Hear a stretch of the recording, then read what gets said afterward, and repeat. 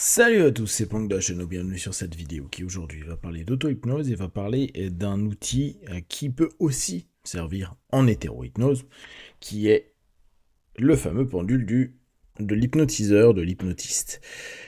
Vous le connaissez tous parce que c'est un stéréotype qu'on a beaucoup avec l'hypnose et qui, mine de rien, est quelque chose d'assez sympa à exploiter et à utiliser, que ce soit sur un processus inductif dans le cadre de l'hétéro-hypnose, parce que ça permet de la focalisation, ça permet de la fatigue oculaire, ça permet aussi de créer vraiment un monde qui se ferme pour la personne qui est en train de regarder. Donc on est à nouveau sur ce principe de focalisation. Et vu qu'il y a du mouvement et qu'on demande un effort avec les yeux et de suivre uniquement avec les yeux, il y a vraiment quelque chose qui se passe où la personne peut encore se dire mais qu'est-ce qu'il est en train de faire, mais en même temps suivre l'ensemble des éléments et puis au fur et à mesure si on y ajoute des suggestions ou une interruption de pattern, il peut y avoir un retour intéressant. Ce qui est cool, c'est qu'on peut aussi l'utiliser pour l'auto-hypnose. Et dans ce cas-là, on revient sur Leslie Lecron, qui a été celui qui a mis en place les signalings, et je ne cesserai de le répéter, c'est lui le père fondateur de ce que très souvent on fait en session avec un oui-non, avec pouce index, et il est celui qui aussi, dans son bouquin Self-Hypnotism de 1964 ou 65, il explique comment on peut aussi bosser avec un pendule pour entrer en transe et pour, au fur et à mesure, développer de l'auto-hypnose. On peut également, et là c'est peut-être pour les personnes qui sont un peu plus dans des domaines, on va dire, ésotériques, qui ont la notion de se dire que on peut capter un ensemble d'éléments et qu'on peut avoir du coup des réponses. Nous, en hypnose, on simplifierait ça avec une réponse subconsciente par un mouvement qui appartient au corps, mais qui est tellement faible qu'on va avoir un oui et un non en fonction du questionnement, et c'est vraiment le geste idiomoteur. Néanmoins, et là ça n'a que peu d'importance, la croyance que vous allez avoir, l'essentiel est que ça puisse vous apporter, vous, dans le quotidien, des réponses qui vous permettent d'avoir une vie qui vous convienne et dans laquelle vous pouvez être satisfait. Du coup, vous allez prendre un pendule. Si vous n'en avez pas, c'est pas normal si vous faites de l'hypnose, c'est pas bien, boubou boubou. C'est vraiment, vous pouvez en trouver à 2 balles sur AliExpress. N'hésitez pas à aller en prendre un. Ne serait-ce que pour vous amuser avec et en avoir, c'était Jerry Kine qui aimait bien dire ça, en avoir un dans la poche parce que avec les enfants c'est plutôt cool, et parfois quand vous vous ennuyez à un café ou autre, jouer avec votre pendule, c'est très Jerry Kine mais je trouvais ça assez fun, ça peut attirer l'attention des gens. Et pour l'avoir testé, c'est vrai que j'ai déjà eu la remarque, je m'ennuyais un petit peu à un café, je buvais mon café, je lisais un bouquin, et à un moment je commence à faire ça, et j'ai eu des questions sur le dit pendule, parce que le pendule est énormément associé à l'hypnose. Bien sûr, il peut être associé à la bioénergie, il peut être associé à la voyance, il peut être associé à la médiumnie, mais il y a cette curiosité, et donc pour les personnes qui aiment bien faire des pré-talks ou éventuellement faire découvrir notre discipline, c'est un moyen comme un autre. En tout cas, on va se placer dans la notion de l'auto-hypnotiseur, donc de vous-même par rapport à vous-même. Et ce que vous allez mettre en place, c'est vraiment lever votre pendule et jouer exactement comme on peut le faire quand on est en train de faire des tests idéomoteurs, et de savoir, ok, donne-moi un oui, ok, et donne-moi un non. Ok. On voit que mon nom il est au bas et que le oui il est gauche-droite. Ok. Donc, ce qui est intéressant, c'est quand je fais ça, je suis obligé, moi, d'être dans une focalisation sur ce qui est en train de se passer. Petit 1, je suis en train, moi, de définir un oui ou un non et d'attendre. Donc, on le sait très bien, la posture d'attente que l'on a, c'est un moyen pour se faire absorber par une dissociation ou par la transe qui est en train de commencer.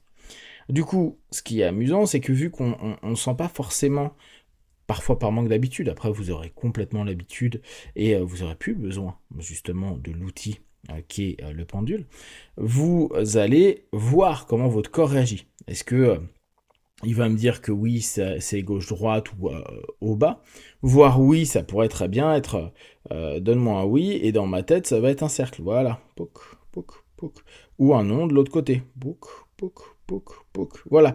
Et du coup, c'est ça les gestes idéomoteurs, c'est que on va avoir une association, un ancrage, hein, vous connaissez, un stimulus qui donne une résultant, et à partir de là, on va avoir un jeu. Un jeu qui est plutôt cool, parce que en se disant, ok, je sais que j'influence, on vient de le voir il y a 10 secondes, je décide plus ou moins ce qui va être un oui, un non. Le but pour nous étant, et là vous avez la deuxième facette, être dans un état catalyptique qui va, au fur et à mesure, à la fois valider la transe, mais aussi développer la transe. Toujours le même principe. Les processus inductifs vont se passer par de la focalisation, confusion, saturation, rupture de pattern. Et après, la plupart du temps, on peut faire des phénomènes hypnotiques pour soit valider la transe qui a été créée, soit on peut commencer par un phénomène hypnotique qui peut être même au départ exagéré, c'est-à-dire volontaire, pour en faire quelque chose qui va induire une transe pour que, dans un deuxième temps, le phénomène hypnotique qui a été initié, qui était en gros un phénomène hypnotique inductif, devient un phénomène hypnotique de résultante et donc d'approfondissement.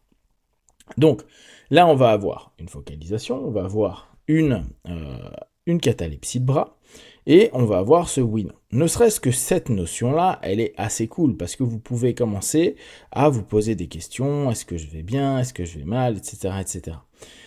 Pendant ce temps-là, vous êtes en train de rentrer de plus en plus dans votre transe. Très souvent, on peut avoir la notion de se dire, bon, bah, dans un premier temps, je vais me poser des questions en oui-non. Maintenant, si on reprend le crâne, il pourrait éventuellement vous dire, ok, oui, non, on a pu voir, on a, oui, c'était gauche-droite, non, c'était au bas, voilà. Et ben, on peut créer, par exemple, un je m'en fous. Comme si le subconscient n'avait rien à faire. Donc, je demande à mon subconscient, ok, dis-moi ce qui est un je m'en fous. On voit que c'est une espèce de battement énervé. Ok, bon, bah ça, on va se dire que c'est un gros je m'en fous. Ok, stop. Voilà. Et maintenant, on va prendre un je sais pas. Je sais pas. Et on voit ce que ça donne. Ah oui, en fait, ça tourne un peu. Oula, non. Oula, oula, oula. Il n'y a pas envie. Ok, bon. Donc là, pour l'instant, vous voyez, mon subconscient, il est pas très clair sur ces deux-là. Et du coup, on va rejouer dessus. On va, au fur et à mesure, faire travailler pour qu'on ait quelque chose de clair. Si on était sans le pendule, ça serait demander au subconscient ce qui est un oui, demander au subconscient ce qui est un non, demander au subconscient un je ne sais pas, et demander au subconscient un je m'en fous.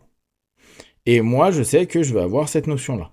Donc, au fur et à mesure, ce qu'on obtient avec le pendule, l'objectif est de le permettre sans outil.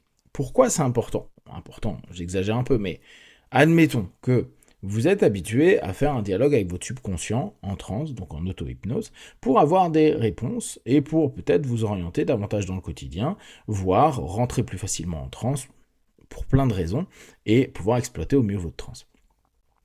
Il se peut que vous ayez oublié votre pendule. Il se peut que votre pendule soit cassé, qu'on vous l'ait volé, que vous l'ayez perdu, que plein de choses. Du coup, il est toujours plus intéressant pour nous de ne pas avoir d'outils. Et c'est un peu pareil pour les personnes qui sont dans le monde ésotérique. C'est très bien d'avoir des antennes, c'est très bien d'avoir des pendules ou des pierres ou plein de choses. L'élément au bout d'un moment, c'est de se dire, je peux par moi-même obtenir des résultats qui seraient similaires. C'est-à-dire qu'à la place d'avoir un ancrage extérieur, un outil qui me permet de réactiver un état, je peux y rentrer par moi-même. Du coup, l'objectif sera à court, moyen, long terme de pouvoir obtenir la même chose avec des signaux idéomoteurs que vous allez travailler pour vraiment mettre de côté le conscient et pour que vous ayez le plus possible des indications du subconscient. Ce qui ne veut pas dire que c'est vrai, ce qui ne veut pas dire que c'est juste, que c'est absolu, etc. Mais ça donne des indications. En gros, c'est des indices qui nous permettent de prendre des décisions, de nous orienter, de savoir où on en est, etc. Donc, n'hésitez pas, là, même si c'est très basique ce que je vous propose, de commencer à jouer un petit peu, à savoir oui, non, et puis je reviendrai certainement ultérieurement pour donner un peu plus d'informations, si ça vous intéresse, sur le sujet. Si vous avez des questions, des remarques, vous les partagez. Comme d'habitude, de tout ce que je propose, ne prenez que ce qui est bon et juste pour vous. Tester, observer, analyser et conclure. Be one. Ciao.